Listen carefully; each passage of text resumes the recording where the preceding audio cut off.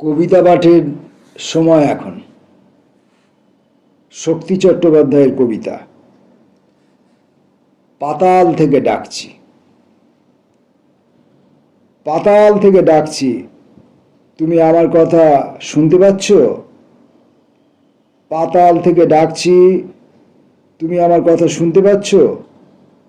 এখন এসো তোমার অমন আকাশ থেকে মাটির নিচে, এসে দাঁড়াও আমার কাছে।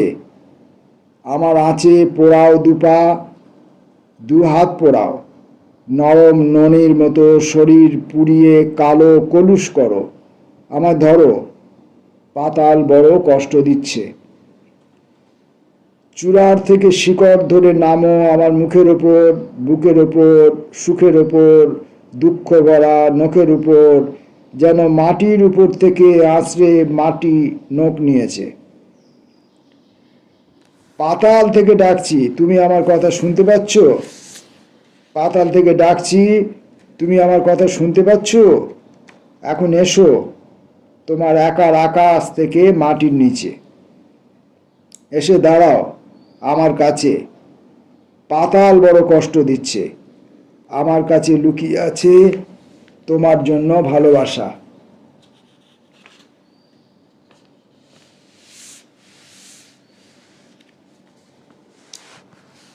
বাদামের পাতা তুমি। পাতা ঝরে, পাথরের বুকের উপরে পাতা ঝরে, ঝরে পাতা, ছেঁড়া কাঁথা আরো যায় ছিঁড়ে। ভাসন্ত বাহির থেকে ভিতরে নিবিড়ে শীত ও হেমন্ত শুতে আসে পাশাপাশি। বাদামের পাতা ঝরে পাথরের বুকে, ঝরে পাতা, বুড়ো পাতা উন্মুখ মাটিতে। পাখির পালক ঝরে মাদুর পাটিতে, তুলো যেন বালিশের থাকে কাছাকাছি। মানুষ তেমনি ঝরে অট্টালিকা থেকে পথের উপরে। খাট থেকে যায় ফুলে গন্ধ যেন ঘূর্ণি, যেন জলস্তম্ভ ওঠে। প্রাসাদ দেওয়াল পরস্পর মাথা কোটে। অবহেলে কেন গেলে, কেন চলে গেলে? বাদামের পাতা তুমি, বুড়ো পাতা তুমি। তাকে চিরদিন পাওয়া যায় না, তাকে চিরদিন পাওয়া যায় না। তোমার কাছে যাবার ইচ্ছা আবার হয়েছিল খুবই, কিন্তু এই নিরুদ্ধার উপত্যকা থেকে বুঝি কেবল টেলিগ্রাফ তার বেরিয়ে যাচ্ছে রামগড়ের দিকে। আর কিছু যায় না, সকলেই আসে। তোমার কাছে যাবার ইচ্ছা আমার হয়েছিল খুবই, এখানে সকলে আমরা তার সেকালের মুখশ্রী অনুভব করার চেষ্টা করছিলাম। তাকে চিরদিন পাওয়া যায় না, তুমি জানো। তুমি তোমাদের সেই হলুদ বাগানের জল দিচ্ছ এখন। এখন তোমার পায়ের পাতায় পড়েছে কাদা জলের ছিটে, তোমার শাড়ির পাড় ভিজে গেছে ধুলার জলে। গুনগুনিয়ে ফিরছ, এ পরবাসে রবে কে? কে রবে সংশয়ে? এখন তোমার মুখের উপর এসে পড়েছে তালতমালের আলো। তোমার মুখের পূব পশ্চিম কিছুই দেখা যায় না এখন। তোমার মুখের ওপর আমার মুখে নির্যাতন ঘটেছিল খুবই। এখন এখানে আমরা তার সেকালের মুখের শ্রী অনুভব করার চেষ্টা করছিলাম। তাকে চিরদিন পাওয়া যায় না, তুমি জানো। শক্তি চট্টোপাধ্যায়ের কবিতা পড়ছি।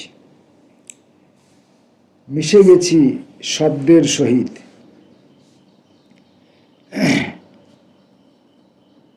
শব্দের নিজস্ব কিছু খিদে আছে, ক্ষুণ্ণিবৃত্তি আছে। যা নেই তা হলো এই পরিপাক করার ক্ষমতা। শব্দ যেন হাওয়া খায়, ভাত খায়, মাছ মাংস খায়। যেহেতু খায় না জল, সেহেতু ধরে না কোনো পচ। স্তূপ করা অন্নে শস্যে শব্দের বিষণ্ণ গন্ধ আছে।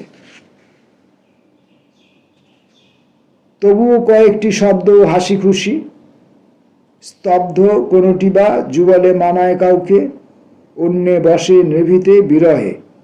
এইসব সহজাত শব্দেরা কখনো করে খেলা মানুষের শিশুদের মতো মাঠে, সমুদ্রের তীরে, বালু নিয়ে অকারণ, বল নিয়ে, ইয়ো ইয়ো নিয়ে। সেই স্বাভাবিক খেলা দেখে আমি স্তম্ভিত হয়েছি একদিন। তারপর মিশে গেছি তাদের সহিত। আমিও অব্যর্থ শব্দ, আমাকে খেলায় নিতে হবে এই বলে ব্যবধান না রেখে অন্দরে চলে গেছি।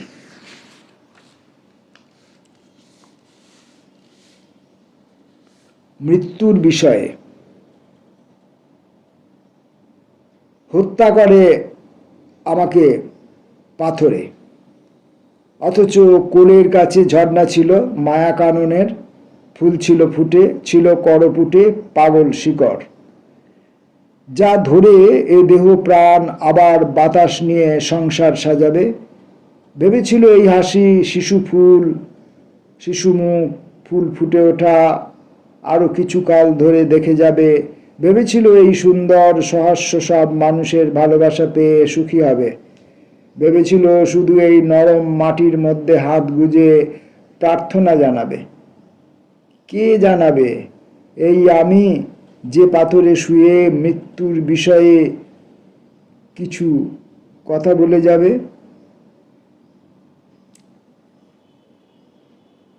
ও গাছ, আমাকে নাও। গাছের ভিতরে যদি যেতে পারি একবার জীবনে, নিজেকে লুকিয়ে রাখতে মুহূর্তের জন্যে হলেও রাজি। একটি মুহূর্ত আমি একা চাই, জল নয়, কাঠ ও পাথরে, প্রতিশ্রুতিহীন কাঠ আমাকে নিজের করে নেবে। বহুদিন থেকে এই সামান্য বাসনা নিয়ে আমি জঙ্গলে গিয়েছি রাতে অন্ধকারে, হারিয়ে গিয়েছি কোনো শিকড়ের হাত ধরে, যেতে চেয়েছি ভিতরে, পথ আছে, পথিক একজন। ও গাছ, আমাকে নাও, মুহূর্তের জন্য হলেও নাও, তোমার ভিতরে আমি ধীরে বেড়ে ওঠা দেখে আসি। পাথরের মতো স্তব্ধ তুমি নও, সম্প্রীতি রয়েছে, রস আছে, স্নেহ আছে, ভালোবাসা বিবেচনা আছে। ও গাছ, আমাকে নাও, মুহূর্তের জন্য হলেও নাও।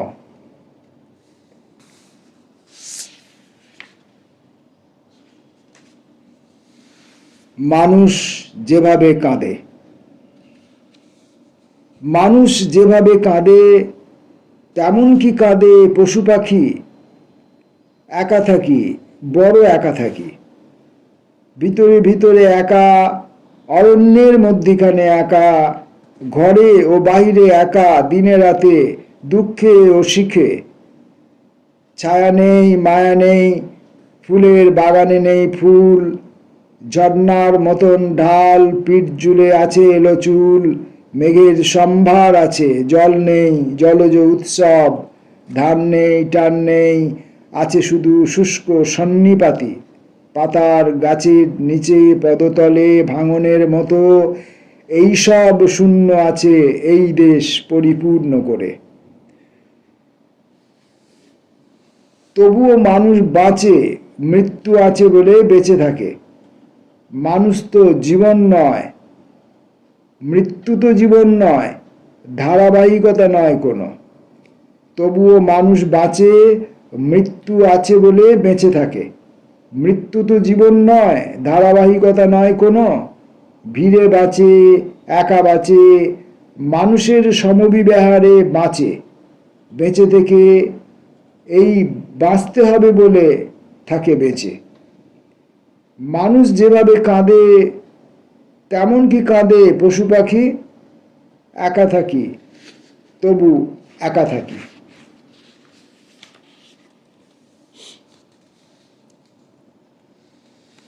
এই দুর্গে কিছু লোক, ফণীশ্বরনাথ রেণু শতঞ্জীবেষু, এটি লেখা আছে কবিতার নামের নিচে। দেখি পড়তে পারি কিনা। পুরনো এ দুর্গ, ব্যর্থ জীবনমৃত কিছু লোক এখানে নিয়েছে ঠাঁই, অনিচ্ছায় নয়। এই আলো হাওয়া রোদ ছেয়ে মানুষই সোহাগ ছেড়ে কিছু ক্লান্ত লোক এই দুর্গে অন্ধকারে এসে চামচিকে প্যাঁচার সঙ্গে আস্তানা নিয়েছে। ইচ্ছায় ঢুকেছে এই দুর্গে শুধু পরিত্রাণ পাবে বলে। ছুরি কাঁটা প্লেট দেখে ভয় পেয়ে কিছু লোক এই দুর্গে আশ্রয় নিয়েছে। রক্তে ও নিরক্তে শিশু যদি কেটে খেতে হয় এই ভয়ে কিছু লোক এই দুর্গে দূর থেকে কাছ থেকে কেউ বুকে হেঁটে আছাড় পিছাড় খেতে খেতে কেউ গড়াতে গড়াতে ভেসে পাগলের মতো হেসে কেউ কেউ উড়ে এসে জায়গা জুড়ে বসেছে এখানে। না, কোনো দোকানি নয়, খবর বিক্রি করে। তাদের না আছে কেউ ট্যাক্স ফাঁকি দিতে নয়, কোনো বড় ভয় থেকে শুধুমাত্র বেঁচে থাকবে বলে কিছু লোক এই দুর্গে এসে নিতান্ত বাঁচার জন্য বাঁচার তাগিদ নিয়ে পালিয়ে এসেছে। এদের কারুর কোনো নাম নেই। কেউ শুধু ঘাস, কেউ ইট, কেউ পাথর, চটি জুতো, কেউ কেউ বাসস্টপ, ছাতা, লাঠি।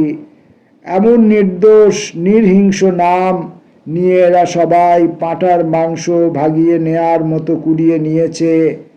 দুঃখ আছে, সুখ আছে, সুখ আছে, দুঃখ আছে, এই নিয়ে দুর্গের বাইরে কথা বলে যুবক যুবতী। বুক ভাঙা গান আছে, ছবির সুরঙ্গ আছে, অশ্রুপাত আছে, সবই দুর্গের বাইরে। নদী তীরে খেলা আছে, জ্যোৎস্নার ফাঁদ পাতা আছে, রঙ্গময় পৃথিবীর সব আছে। কাগুজে বিপ্লব আছে, সম্বর্ধনা আছে গুণীজন মন্ত্রীদের, ত্রাণ আছে, বান আছে, চোগাচাপকান আছে ফটর পুরুষে। যেখানে যা নেই শুধু সেই কথা জেনে ফেলেছিল বলে এই দুর্গে কিছু লোক মানুষের মতো দেখতে, কিছু লোক মানুষের মতো দেখতে নয় যারা, তাদের এড়াতে শোভাযাত্রা করে নয়, যে যার ইচ্ছায় ভেসে পাগলের মতো হেসে কেউ কেউ গড়াতে গড়াতে।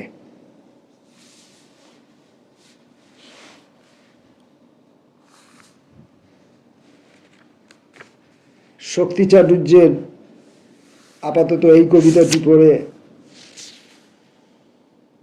আমরা আজকের কবিতা পাঠ শেষ করব। নীলকণ্ঠ তুমি, তুমি অভিমন্যু। বিজন ভট্টাচার্য, চিরঞ্জীবেষু।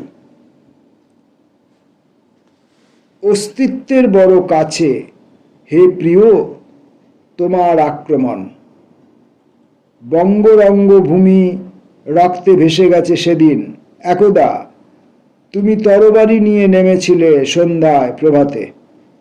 ওই দীপ্তি, ওই ক্ষোভ, ওই মারাত্মক বিবেচনা নিয়ে প্রিয় শরীরের নবান্নের বিষণ্ণ প্রাঙ্গণে নেমে এসেছিলে।